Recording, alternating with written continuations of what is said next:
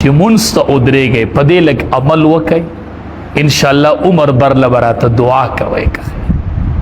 چې مونږ یو بزرګ د بل نه تپوس کوي ستا څه حال دی د مونځ کیفیت دې څه وی یاره کلونه تیر شو چې د مونځ کیفیت او حالت مې دا دی چې کله په مانځه ودرېږم نو کعبه ځان ته مخې ته کوم چې مخې ته مې څه ده کعبه ده تاسو مړه یو څو مونځونه داسې وکئ چې ودرېږم مونځ ته نو مخې ته راولم چې مخې ته مې کعبه ده او د سر د پاسه مې د الله ذات دی مخې ته کعبه ده د سر د پاسه د الله ذات دی خی طرف ته جنت دی او چپ طرف ته دوزخ دی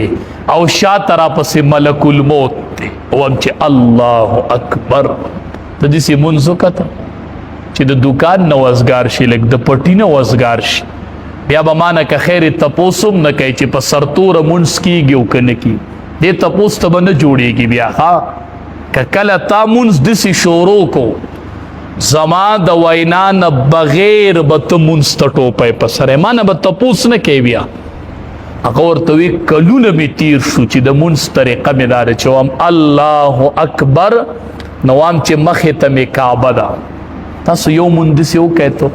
الله اکبر مخې ته مې کعبه ده کعبې ته مې مخ کو هغه کعبه چې کومه مکه مکرمه کې ده هغه مې مخې ته داسې کعبې ته مې مخ کړی دی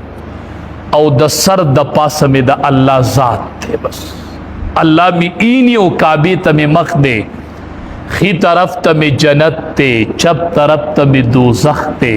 او شا طرف پسې ملک الموت دی الله اکبر ته داسې یو مونځ وکړه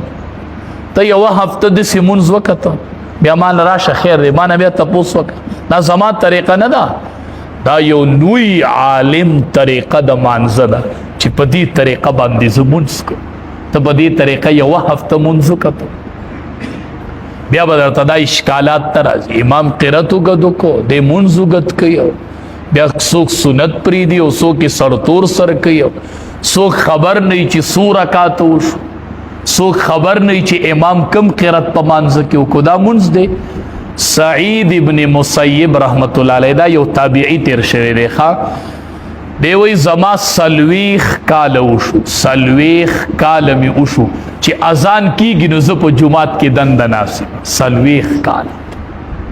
دا به هم خدای له مخې ته ورځي که نه دا به هم خدای له مخې ته سلویخ کاله مې وشو چې کله اذان کیږي نو زه په جومات کې دننه ناست سلویخ کاله مې داسې تیر شو چې مؤذن وی الله اکبر نو زه په جومات کې دننه ناست سلویخ کاله